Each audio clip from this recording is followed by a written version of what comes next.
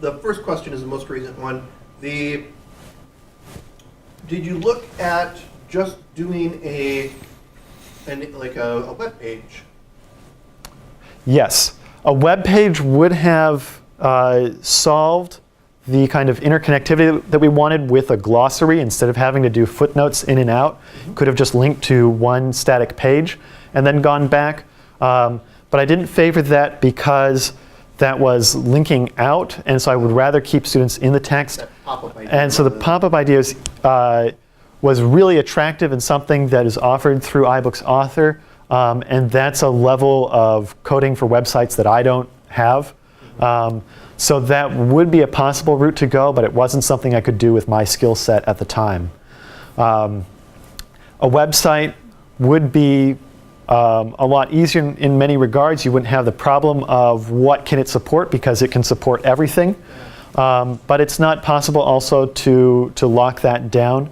And so if you want to sell an ebook, then there's no way to get something back. So. And how well does the iBook degrade? So I think that with iBooks you can also just export as with iBook Author. You can export as a PDF. So then they would get the basic idea, but they wouldn't have any of the interactivity. Is that correct? That's absolutely right. If you were to export it as a PDF, you could. The hyperlinks would still work. You could link out to Google Maps and Google Earth, but you wouldn't be able to get to the glossary by tapping on a pop-up. You could scroll down to the end of the document, however hundreds of pages long it is, to get to it. But what you would be looking at for the most part is just a static image like you see on these screenshots. HTML links will still work. The pictures are there, but you can't tap on any of them to get full screen. None of the photo galleries are going to interact with you. So it's mostly just a screenshot with hyperlinks in it.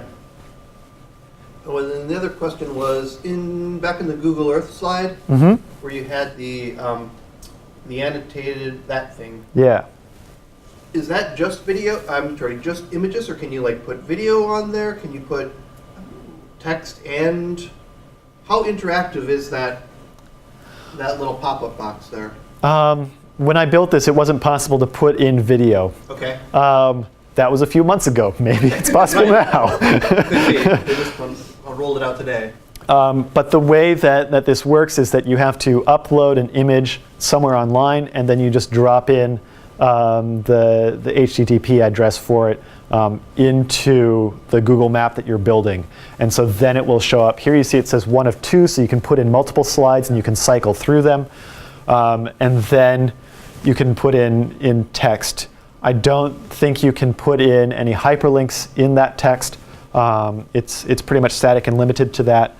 But for any of these items, you can see that you can put in different icons for each of them. So I'm able to categorize what is a farm by putting in a little house symbol, what's a body of water by making it blue, what's a natural feature by making it green. And I know that all of those icons are customizable as well. Yes, and so then you can have paths or locations on it, so you're able to put in the routes that people traveled in these stories, so that you can follow them. All right. Colin, I think I missed this, but did you say, is this your dissertation? It's a part of my dissertation in a way. I'm focusing on places in these narratives. And so some of the research that has gone into this is feeding back into my dissertation by looking at the question of are these stories real, in a way has been a long and old question in the history of this research, and why I refer to these texts as historiographies, because they're somewhere in between history. They have an oral tradition background. There's also a literary component because they're written down, and so there's a blending of what is remembered by the societies in which they were written about the time period and the history, and what elements are in there for making it into a good story that makes you want to remember it and tell it again and share it. And so the geography is an important part of that. Some of the locations don't easily match up with what you find in the landscape today, and so that's what takes careful research and where my work comes into play. And so these locations are places that I have studied from old maps and gone to in person to Iceland, and so these photographs in the book are all mine. And so that is what I will be writing on. And I'm planning on returning to Iceland next year in order to continue that field work. Very cool. I need to show you Sifter. Can we turn this on and go through a little bit of this? Absolutely, I'd be happy to do a bit of live demonstration with. All right. All right, so we can see here chapter 3, Freyfoxy. Bjarni was the name of the man who lived on the Laugerhus farm in Hrapkelsdalr. He was married and had 2 sons with his wife. One was named Selmer and the other Eyvindur, both handsome and promising men. Good start to a story. So again, you can tap on any of these names that are in bold. So we tap on Selmer, and we get to know that Selmer is one of the major characters in this saga. He is portrayed as a smartass. He is not known from any other medieval text. See the glossary for the character map. So we can tap into the glossary index, which brings us to the back of the book where we see those characters mapped out on the page. They're mapped according to the region in Iceland where they lived, and you can see the relationships between the family trees in them. You can also then, you get an index, and so you can tap and go to any point in the text where he is mentioned. So you can see just by the number of times that this character is mentioned that he is, in fact, one of the major characters.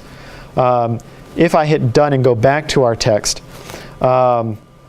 and we click on Bjarni, we find that Bjarni is not one of the major characters in the saga.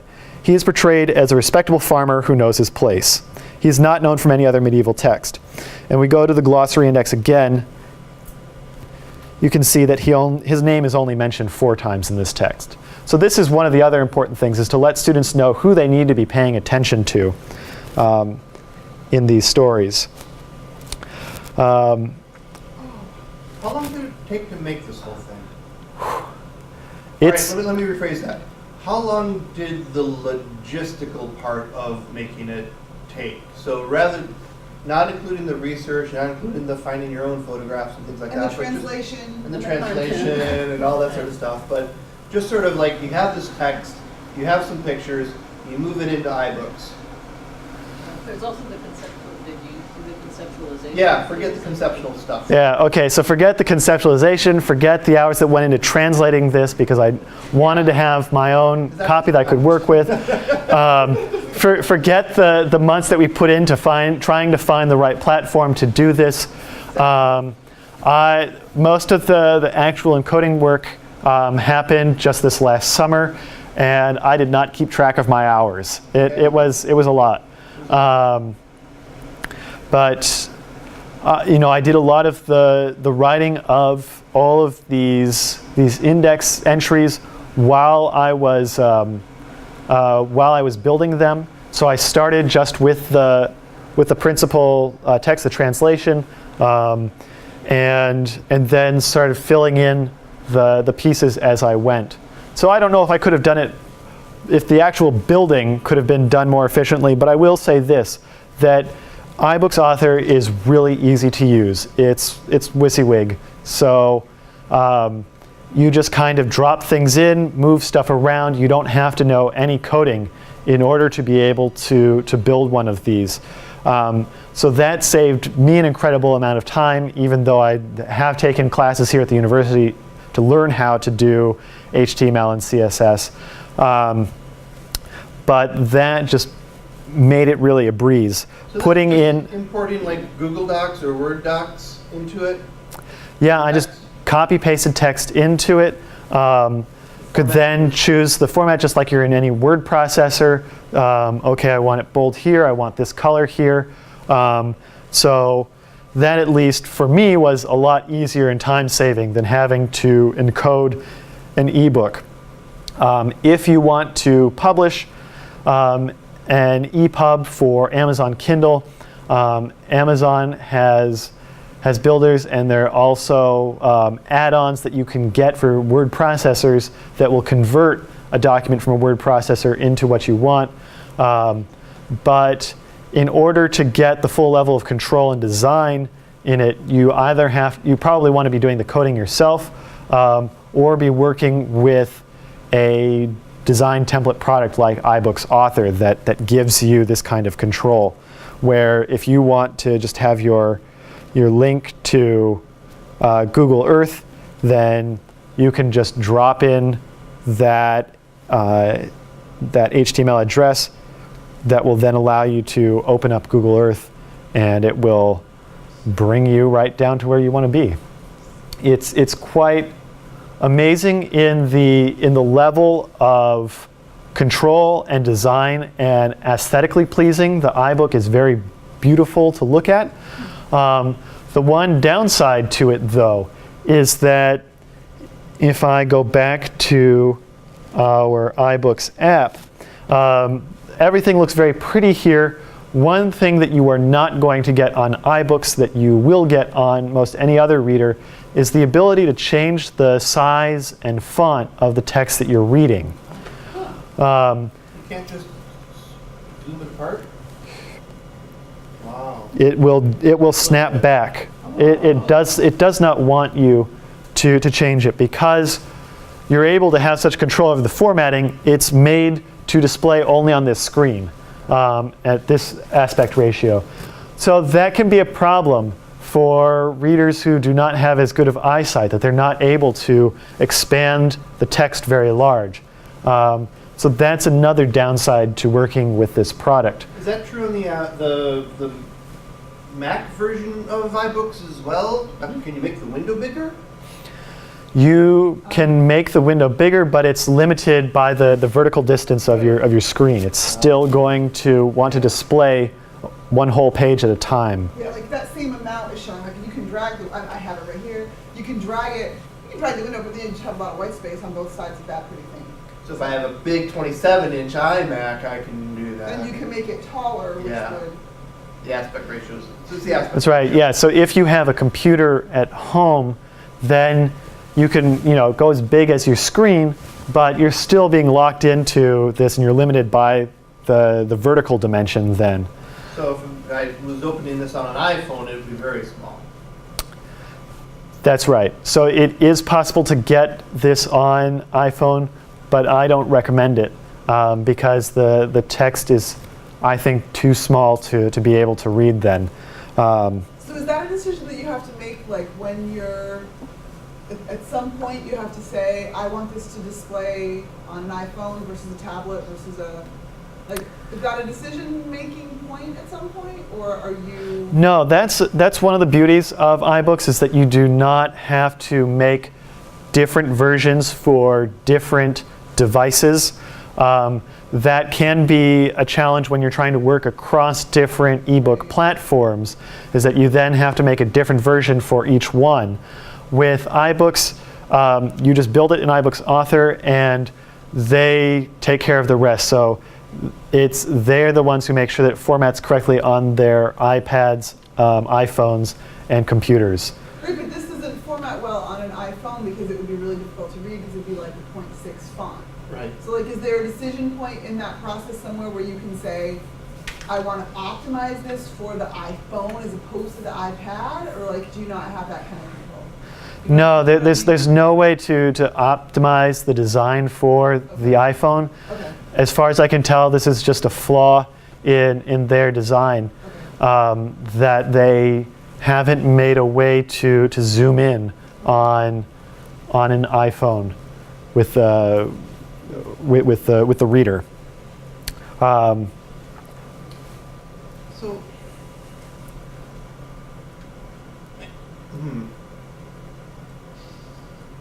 So one of the things, and sort of an apology to the participants, one of the ways that I saw this going was, like, I love the idea of the eText itself as a, Morton Gernsbacher, if she were here, she'd be like, this is great, eText is great because you can scan it, you can do a search. I presume there's a search?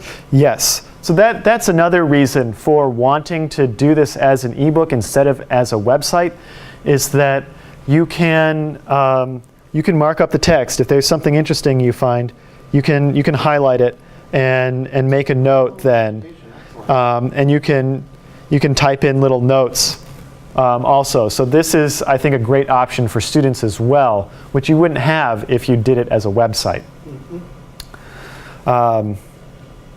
But you're right, yeah, lots of fun things, and it's like, all right, wow, cool things we can click on, lots of interactivity in that sense. But I'm sorry, I think I cut you off. No, but this is exactly the kind of stuff that it's sort of the promise of eTexts is that kind of interactivity, the searching of it, the ability to do the glossary, as you said, the easy table of contents. So I remember for an English class in grad school for English literature, I did a study of the color blue in The Invisible Man, Ralph Ellison's Invisible Man. And so every time, like I remember going through the booklet word by word and highlighting blue whenever there was a blue reference or indigo or something like that. Here, with an eText, it would have been like, that would have been worthy of a paper. But this way, it was really worthy of a paper. That's the kind of stuff that's possible. I kind of feel like the iBook is, and I think you mentioned this, the iBook is sort of on the far end of the scale of like, this is not complex, but sort of specialized in niche-like in some ways, in that it lets you do all this amazing stuff, but then it's only available for the iOS and Apple platform. And so, as an apology, I guess, for the participants, is we really focused on PDFs because it's sort of, we thought that's sort of a first step. Like if you can figure out the management of PDFs, if you can figure out hyperlinks in PDFs, if you can figure out images or links to video or things like that in PDFs, that would be maybe a first step towards eventually getting to this type of thing, so that by the time Apple comes out with something that's cross-platform and lets you do those things, you've got this PDF text that already has half of the work done. Yeah. So that's really what a lot of this was, the worksheet is based on. And I think that's really excellent, because not everyone is going to have the time to edit and produce an entire book. So it might be better just to start with small assignments if you're teaching a literature course or whatever it is. If you just have a short reading that you can do on one PDF document, that's a good place to start. And already with PDF, you can be loading in interactive features where you can link out to websites or Wikipedia pages or pictures that are online. You can also put in movies and things like that into the PDF itself. So there's a lot that you can do with PDF, and it's a lot easier and takes less time than having to go through this entire process. Yeah. So this is a great goal for today. And it almost feels like, all right, so PDF is one aspect of it. Google Docs is another aspect of it, because with Google Docs, you also have the ability to annotate and stuff, but you can also then share out with other people, like you can have turn comments on for everybody in your class, so that they can have this whole little conversation here on the side, or arguments or whatever that are happening there. And that's what we have on the back of this as well. I had a question. One of the things I took away from the eText pilot that you were part of is that the conceptualization is a lot of work. I mean, knowing what some of the capabilities the tools can do and what you want, and then what their value is pedagogically. So I'm wondering if you could talk to what drove your choices of what sort of things to make interactive, and what were you hoping to make easier for the reader, or make more possible for the reader? Let's see if I can find the exact.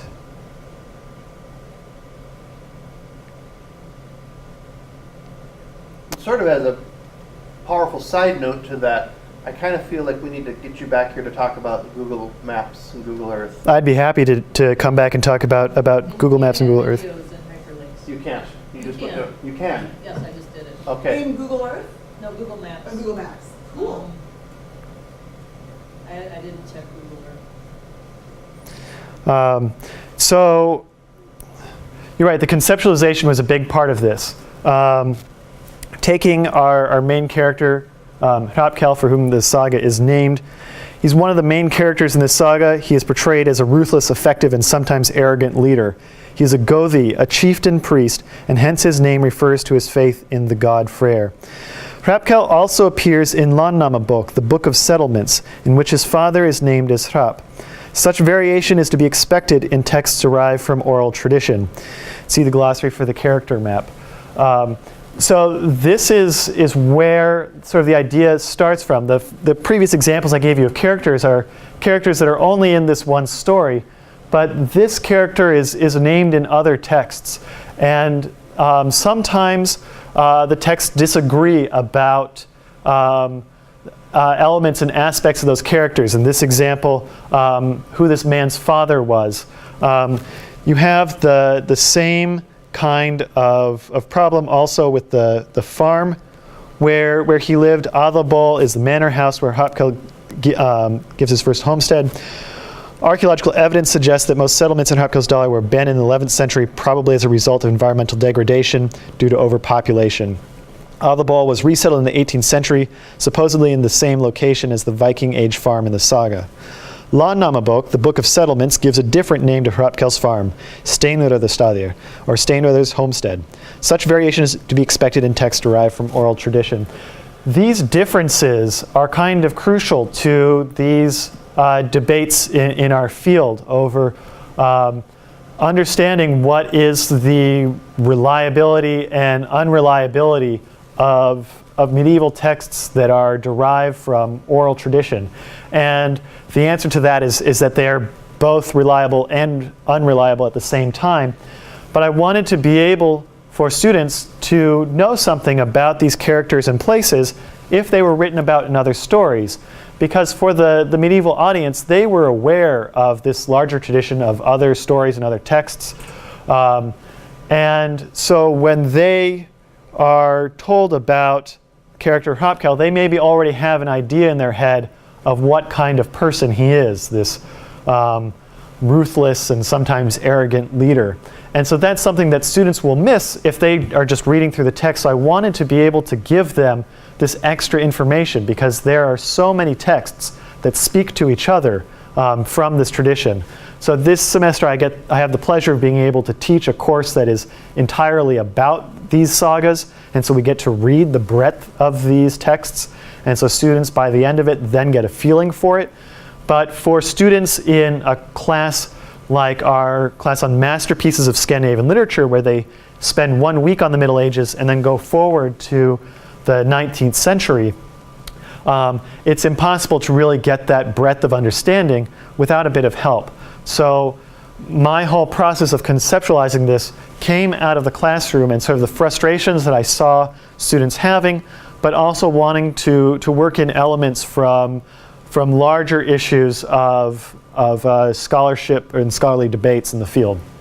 So the glossary reminds me of Tom Dubois' last semester he was here talking about Wikipedia, and in some ways the information that you get at the glossary is parallel, abridged, but parallel to what some of the stories that he was linking to and trying to pay attention to. Is that the future, instead of having to create your own glossary, because that must have taken a long time to sort of write up all of the glossary aspects of it? Would it make sense maybe in the future to just have a live link to a wiki article on Hrapkel? Yes. Would it make more sense to have a link to a Wikipedia article? That would definitely work. Depending on how accurate it was, of course. But yeah, depending on how accurate it was, of course. That is sort of the thing, is that because it's open source, as an instructor, I don't have complete control over the information that's being given to the student. And at least at the moment, there are a lot of pages that just aren't built and don't exist. So the work would still have to go into it. And then I couldn't be guaranteed that in 3 months, somebody wouldn't come in and change it around and put in something that wasn't correct. And so that would mean that because it's open source, I or others would have to be constantly monitoring it to make sure that the quality of those Wikipedia pages stands on its own. And so that's another avenue that we looked into with this project, is that with Amazon Kindle, they have a service called Shelfari, which is basically an open source wiki for characters and items in books. So if you look up, if you get Treasure Island on your Amazon Kindle, you can click on a name and it basically gives you that custom dictionary that I was talking about.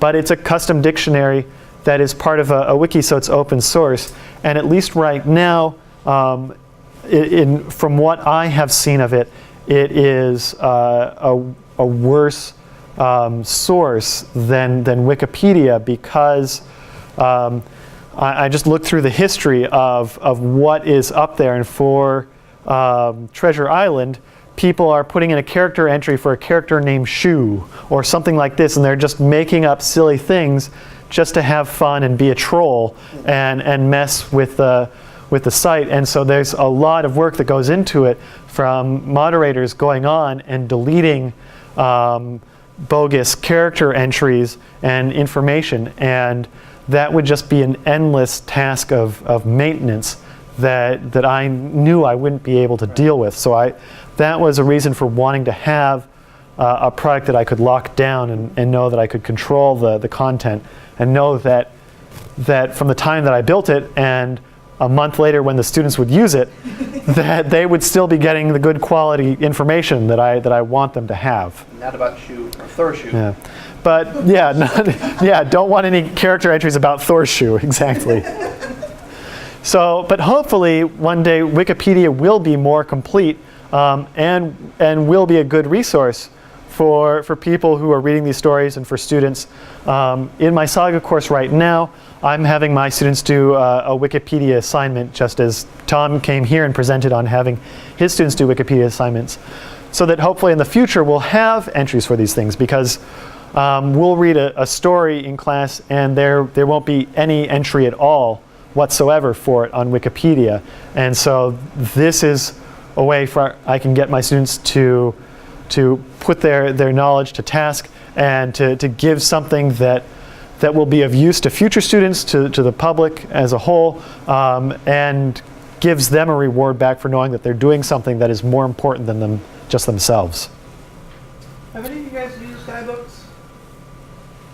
Only to read this one. Only to read this one? I think we went to a demo one time where we got the iBooks author. Yeah, I made it, and I put a couple of chapters of my dissertation in an iBook, and it was really easy.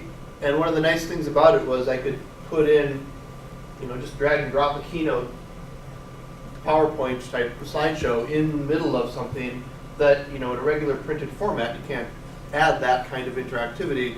Not that that's a lot of interactivity, but it's kind of, it's something.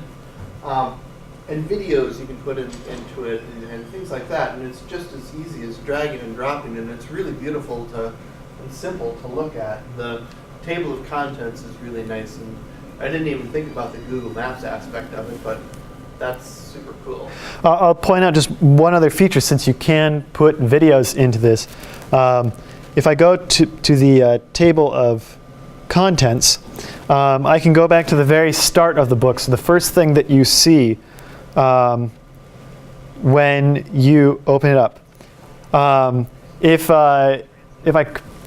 suppose I might be able to put my microphone down to the iPad right now, but you hear my voice saying, "Hello, I'm Colin Connors. I'm the translator of this story. I'm going to show you a quick demo now of how to use this ebook and all of its features." Because if you didn't have a little bit of help, you might miss out on what you are able to tap on and what you're able to do with it. So at the very start of the page, this is hello, I'm a new technology. Here's how you use me, because you're not used to this. If I'm bold, click on me. Yeah, exactly. If I'm bold, click on me. If I'm not bold, try clicking on me. Right. Probably something will happen.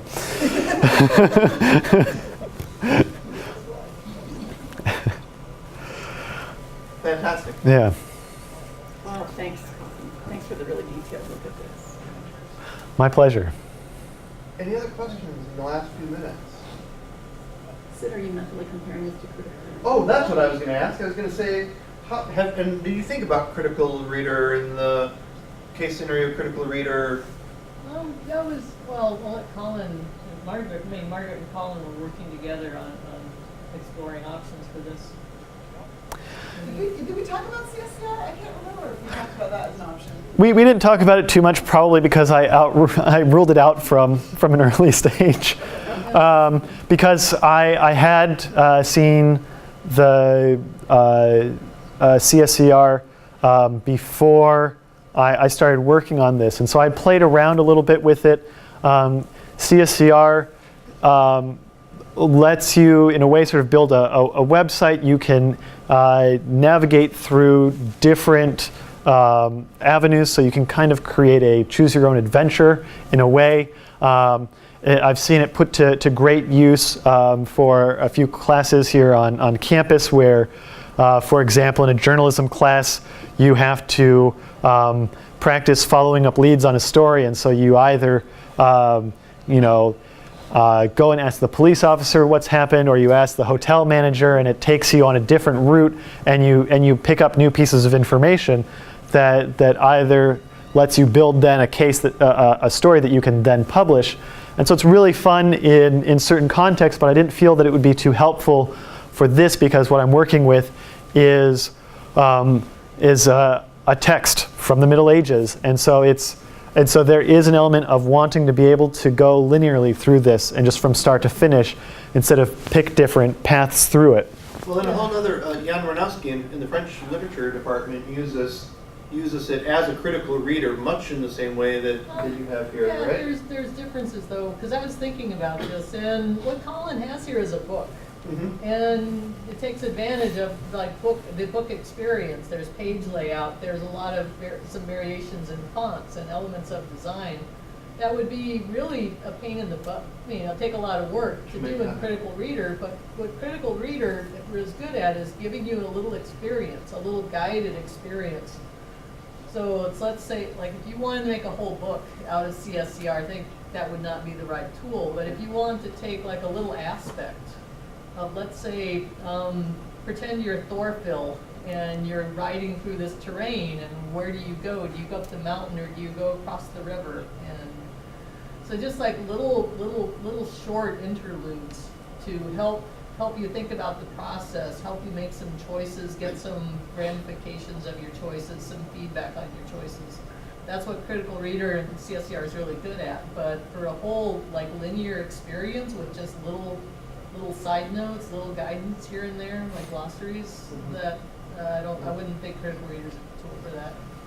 Correct me if I'm wrong, but I think also one of the things that we talked about was the portability of it, and that you wanted something that students didn't have to be on the internet to be accessing, right? Am I remembering that right? And that was one of the appeals of like the iBook thing, is like you can have it on your iPad and it's like there whether I'm on the internet or not at this moment, so I can sort of take it with me in a sense. Whereas I don't think that's an option with CSCR. You have to be Download all the files. right. It's Right. not tidy to do that. That's right. What we initially wanted was something that students could use offline, which was another reason for doing an ebook instead of a website. But in the end, it wasn't possible to have an interactive map without being able to go online to get to Google Maps. I mean, you can download the KML file and just open it in Google Earth and have that offline. So what we delivered with this product is the closest thing we could get to it. But again, with the case scenario critical reader, CSCR, you would need to be online for it, correct? You have to have a web interface. Yeah. The files, you could download the files and look at them offline, but So That's kind of a nuisance. All right. Yeah. And like the map thing, like I remember we talked about, like you can still do tons of interactive stuff here if you're not connected to the internet. It's just like the map thing that you can't do. That's right. Right. So all the other features are totally functional if you're not on the internet. You just can't get the fun little map. Right? That's right. So it's just the HTML link that goes out to Google Earth that you need to be online for. But if you download the KML into Google Earth, then you can do everything offline.